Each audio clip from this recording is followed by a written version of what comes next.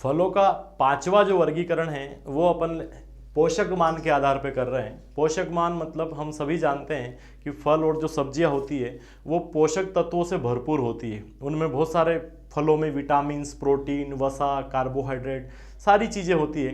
तो उसके आधार पे अपन वर्गीकृत कर रहे हैं फलों को। सबसे पहला जो वर्गीकरण है पोषक मान के आधार पे अब विटामिन्स के लिए है। विटामिन ए, हम जानते हैं कि विटामिन ए जो होता है वो ज़्यादातर पीले फलों में होता है। ऐसे फल जो पकने के बाद पीले पड़ जाते हैं वो विटामिन ए के सबसे ज़्यादा स्रोत होते हैं, सबसे अच्छे स्रोत होते हैं। तो विटामिन ए सबसे ज़्यादा होता है आम में। जनरली यहाँ पर एक डाउट रहता है कि गाजर में ज़्यादा विटामिन ए होता है, पपीता में ज़्यादा होता है कि आम में ज़्यादा होता है। तो आप याद रखें आम जो है वो विटामिन ए का सबसे बढ़िया स्रोत होता है। उसके बाद विटामिन ए का जो दूसरा मुख्य फल है वो पपीता है। गाजर में भी होता है, कटहल में भी विटामिन ए सबसे ज़्यादा होता है। विटामिन B1 जिसको अपन थायमिन के नाम से जानते हैं वो काजू और अखरोट में बहुत ज़्यादा मात्रा में मिलता है। विटामिन B1, कभी कभी क्वेश्चन यहाँ से वो विटामिन B1 ना देकर वो आपसे पूछता है कि निम्न में से किस फल में थायमिन की मात्रा सबसे ज़्यादा होती है। तो आपको याद रखना है कि थायमिन जो है सबसे ज़्यादा काजू में होता है और उसके बाद वो अखरोट में होता है।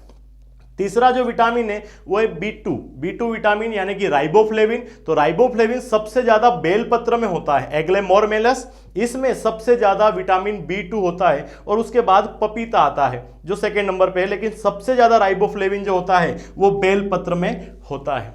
विटामिन सी, तो विटामिन सी यानी कि एस्कार्बिक अम्ल, अम्ल यानी कि खटास। तो एस्कार्बिक अम्ल जो सबसे ज्यादा होता है वो बारबाडोस चेरी में होता है दोस्तों।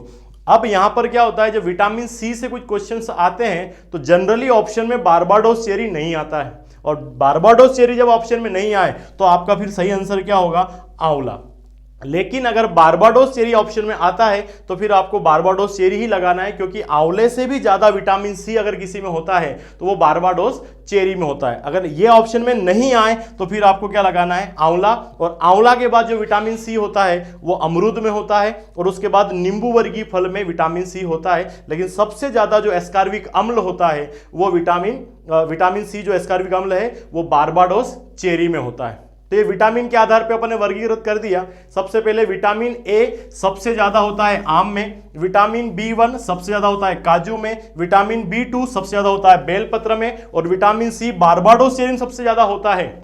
लेकिन अगर अपने ऑप्शन में बारबाडोस चेरी नहीं है तो फिर आपको क्या लगाना है, वहां पे आंवला लगाना है।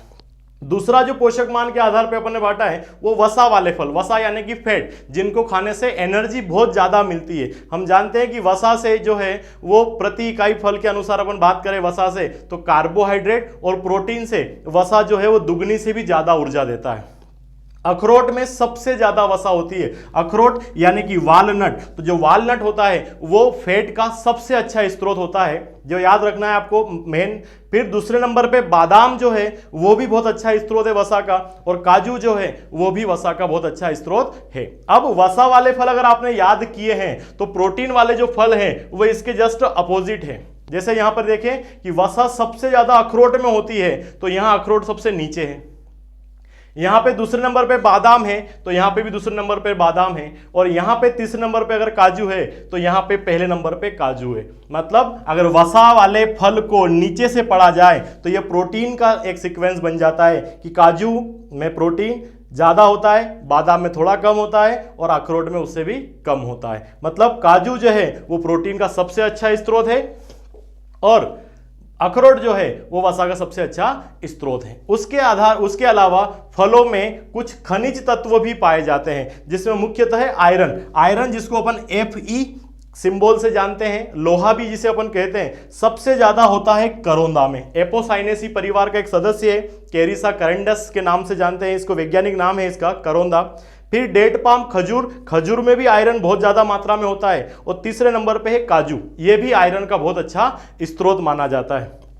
कैल्शियम की बात करें, कैल्शियम जिसका सिंबल है अपन Ca से इसको जानते हैं, कैल्शियम, जो कि जब पोषक तत्व अपन पढ़ते हैं तो वहां पे द्वितीयक पोषक तत्वों में इसको पढ़ते हैं। तो यहां पर लीची जो होती है वो कैल्शियम का सबसे बढ़िया स्रोत है। उसके बाद करौंदा, जो यहां पर आयरन का स्रोत है करौंदा, वही करौंदा में कैल्शियम भी पाया जाता है। और केथा, जिसको अपन वुड एप्पल के नाम से जानते हैं, इसमें भी कैल्शियम बहुत ज्यादा मात्रा में होता है। लेकिन सबसे ज्यादा जो कैल्शियम होता है वो काय में होता है दोस्तों? लीची में होता है।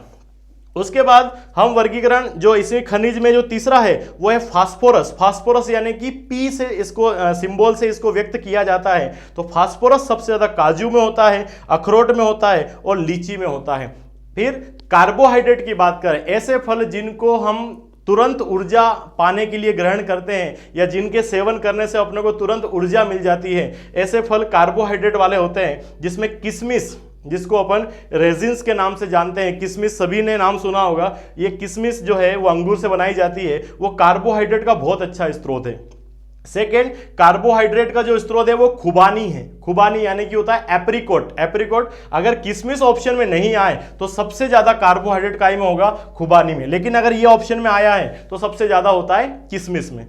कार्बोहाइड्रेट का जो तीसरा स्रोत है वो है खजूर। खजूर में भी पर्याप्त मात्रा में कार्बोहाइड्रेट पाया जाता है जो कि अपने को ऊर्जा देता है। और इसके अलावा कार्बोहाइड्रेट में केले को भी हम रखते हैं, लेकिन केला इतनी ज्यादा ऊर्जा नहीं देता है। लेकिन कार्बोहाइड्रेट के लिए सबसे ज्यादा केले का ही उपयोग हम करते हैं। जब हमको जब भूख लगती है तो सबसे पहले हम केला खाते हैं ताकि तुरंत भूख को मिट जाए, क्योंकि उसकी अवेलेबिलिटी इन फलों की तुलना में ज्यादा है। प्रोटीन वाले फल, जैसा अभी बता ही दिया है कि वसा वाले जो फल हैं इसको अपोजिट करना है तो प्रोटीन वाले फल हो जाएंगे। ऐसे फल जो प्रोटीन की पूर्ति करते हैं उन्हें प्रोटीन वाले फल कहते हैं। सबसे ज्यादा प्रोटीन काजू में होता है, उसके बाद बादाम आएगा और उसके बाद आएगा अखरोट।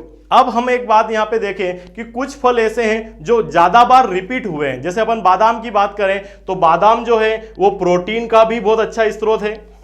वही जो बादाम है वो वसा का भी अच्छा स्रोत माना जाता है। वैसे ही अपन बात करें काजू की बात करें तो काजू वसा का भी अच्छा स्रोत है, विटामिन B1 का भी अच्छा स्रोत है, वही काजू आयरन का भी स्रोत है, वही काजू फास्फोरस का भी स्रोत है और वही काजू जो है वो प्रोटीन का भी स्रोत है। यानी कि काजू जो है वो बहुत ही ज्यादा अपने आहार में महत्वपूर्ण है, क्योंकि उसमें एक से ज्यादा पोषक तत्व पाए जाते हैं। तो वह काजू जो अपने को विटामिन B1 की भी पूर्ति कर सकता है, वसा की भी पूर्ति कर सकता है, आयरन की भी पूर्ति कर सकता है, फास्फोरस की भी पूर्ति कर सकता है और काजू प्रोटीन की तो पूर्ति करता ही है। तो काजू जो है वो सबसे ज्यादा महत्वपूर्ण फसल है, क्योंकि ये बहुत सारे पोषक तत्व की धनी होती है। तो इस प्रकार से अपन ने ये 5वां वर्गीकरण किया है पोषक तत्व के आधार पे। तो आप याद रखें दोस्तों, विटामिन की बात में ए जब विटामिन की बात करें तो कैरोटीन भी कहते हैं इसको अपन, या रेटिनॉल के नाम से जानते हैं, जो कि सबसे ज्यादा विटामिन ए जो होता है वो आम में होता है, क्योंकि पकने के बाद ये जो आम होता है वो पीला पड़ता है और पीले फल जनरली विटामिन ए के धनी माने जाते हैं। जैसे कैरोटीन की बात करें, विटामिन ए को अपन कैरोटीन भी कहते हैं, बीटा कैरोटीन या कैरोटीन। तो गाय के दूध का पीला रंग भी, हल्का पीला रंग जो होता है वो कैरोटीन के कारण होता है। अर्थात जहां कैरोटीन है वहां हल्का सा पीलापन रहेगा। तो पीले फल से अब याद रखें तो आम पकने के बाद हल्का पीला पड़ जाता है, पपीता पकने के बाद पीला पड़ जाता है। तो ये विटामिन ए के बहुत अच्छे स्रोत माने जाते हैं। इनके अगर आप नाम भी याद रखेंगे तो पहला जो विटामिन ए है इसको अपन क्या कहते हैं? रेटिनॉल भी कह सकते हैं, बीटा कैरोटीन के नाम से भी जान सकते हैं। B1 तो इसको अपन क्या बोलेंगे? थाइमिन के नाम से जानेंगे। B2 को अपन क्या बोलेंगे? तो B2 को अपन बोलेंगे राइबोफ्लेविन। और विटामिन सी को अपन क्या बोलेंगे? तो इसको अपन बोलेंगे एस्कार्बिक एसिड।